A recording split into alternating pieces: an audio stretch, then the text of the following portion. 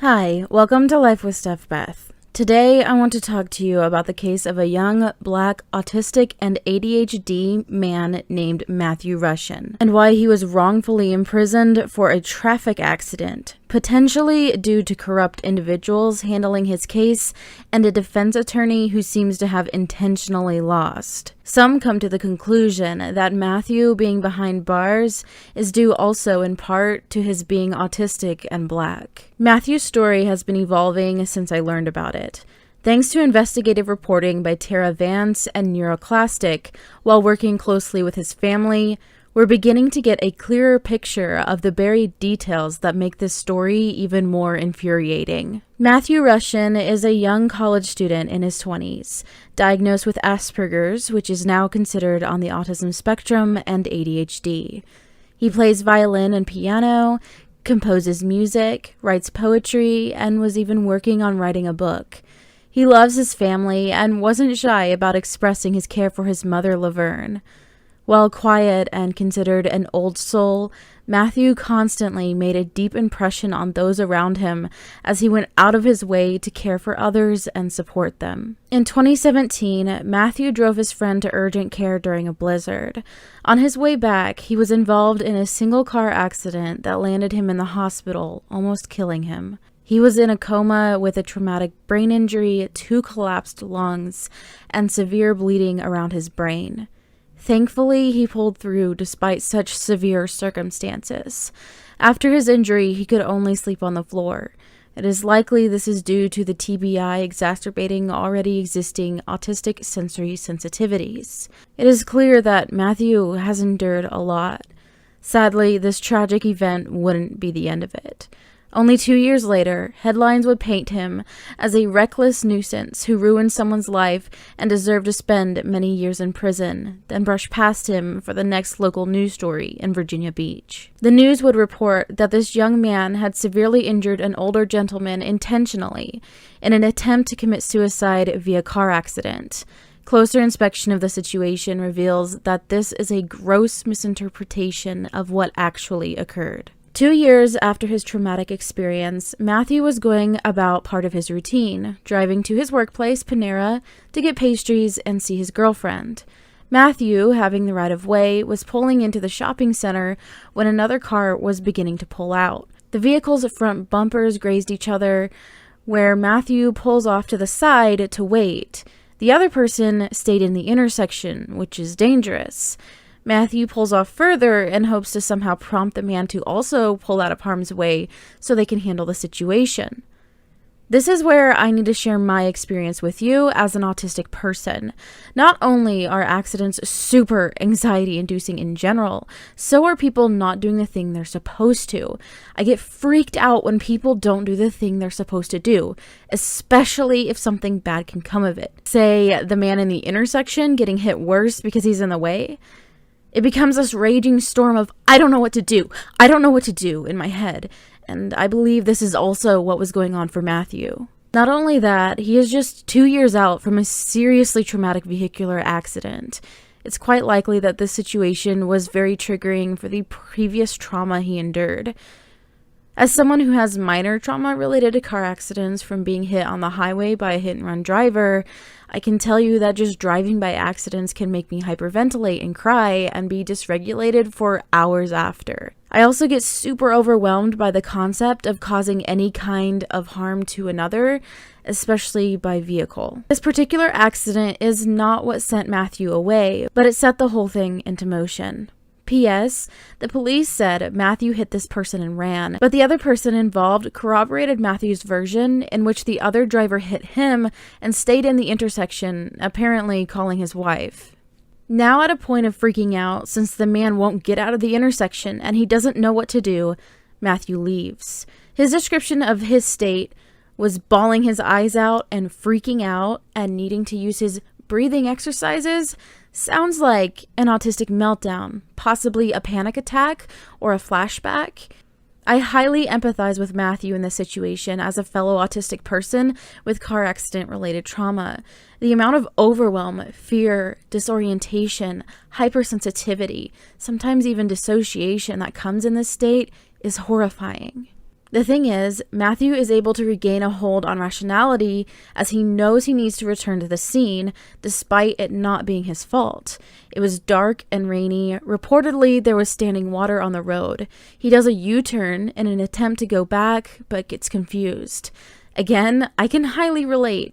Just driving in general, some streets get confusing to me, especially if they're unfamiliar.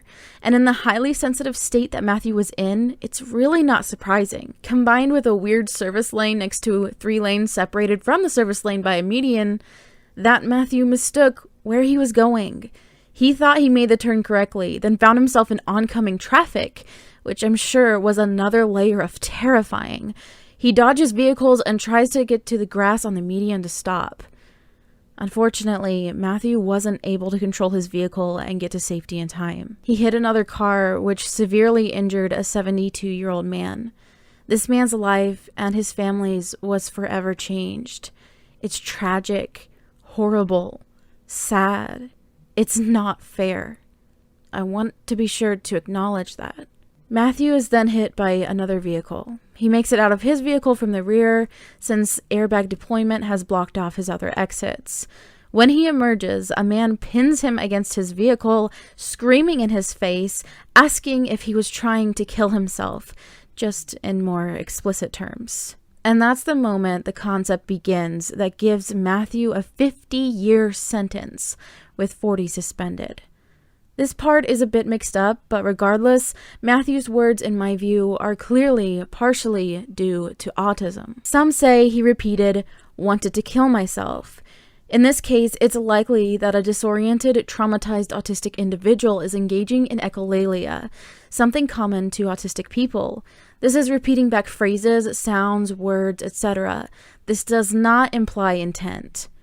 Another is that he stated that he wished he was dead. When I heard that initially, I once again immediately related.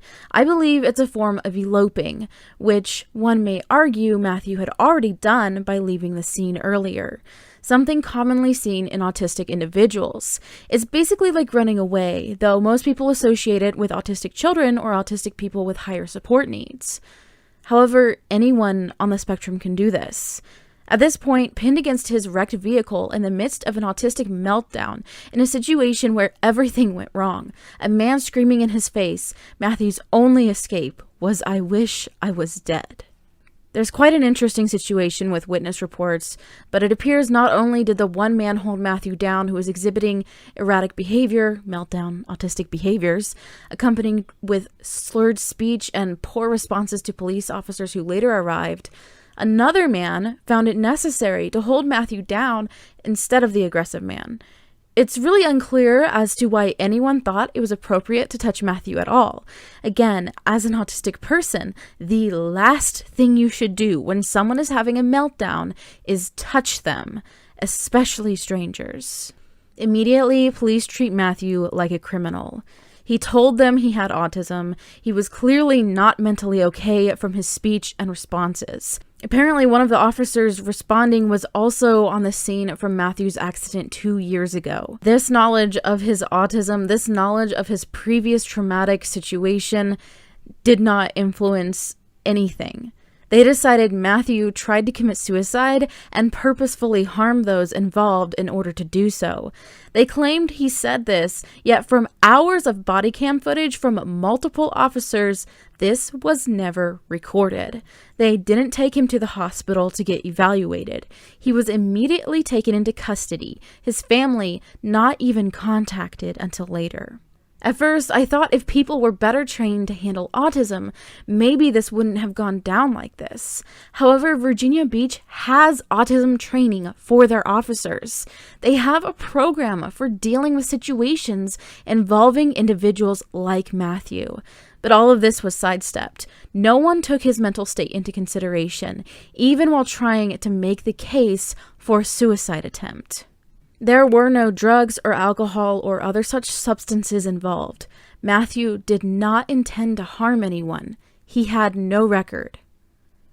He was issued an attempted murder charge just hours after the incident. His lawyer got him a so-called plea deal that was far from ideal. Matthew thought that signing it would get him home, but it only caused him to be pleading guilty with 2 charges of malicious wounding, meaning he intended to hurt people, in which he did not, and a hit and run, even though technically he was the one hit on top. For all charges, the maximum was given, amounting to 50 years. They suspended 40 of those to make him serve 10 years. By the way, Virginia's own guidelines would have suggested no more than 7 years and some months be actually served in this case. That was disregarded. Remember, this also requires intent to be proven. Had Matthew been charged with appropriate charges without intent to harm, he could be facing heavy fines and maybe 2 years in prison. That's a huge difference. Not only that, but Matthew's defense attorney isn't just questionable for having him sign a deal that was maliciously crafted by the defense team that was supposed to represent Matthew. Matthew's defense team is later praised by the governor of Virginia in response to the outrage around Matthew's case. Matthew's lawyer had previously represented a Virginia Beach police sergeant who got behind the wheel with children in her car, so drunk and on pain medication that she couldn't walk straight. She got 30 days with a plea deal, which she served at home because it was argued that she was diabetic and she needed to eat frequently. Funny how no one gave a single care about Matthew's autism, ADHD, TBI, and cyst on his brain, causing transient blindness and migraines. Some people think Matthew got what he deserved. To those people, I say that you sincerely do not understand how the courts work. Just because something can be up to a maximum, it's not often that it is, and many people get a lot of leniency. Matthew did not get fair representation, was discriminated against from the beginning, from police to his own defense team. It is absurd that he should be serving 10 years in prison for a freaking accident. He lost his right to drive ever again, and I agree with that. But why make him lose his freedom? Here's an example of another case in Virginia Beach in March, where a white man with a suspended license, under the influence, a repeat offender, lost control of his car, went airborne, and killed someone, and he was only charged with involuntary manslaughter after 2 months of deliberation, and he was taken to the hospital. Why was Matthew treated vastly differently? Is it corruption? Ableism? Racism?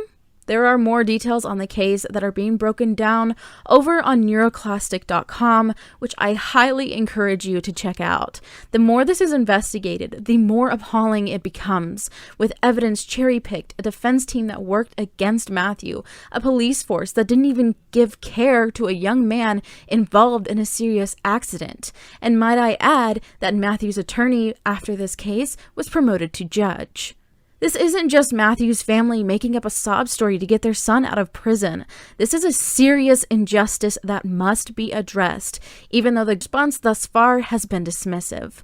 Please share this story. Share it with everyone and anyone who will talk about it. Sign the petition linked in the description for a pardon for Matthew on time served. Please stand up for this man who is wronged in almost every possible way. Let's please bring Matthew home, where he belongs.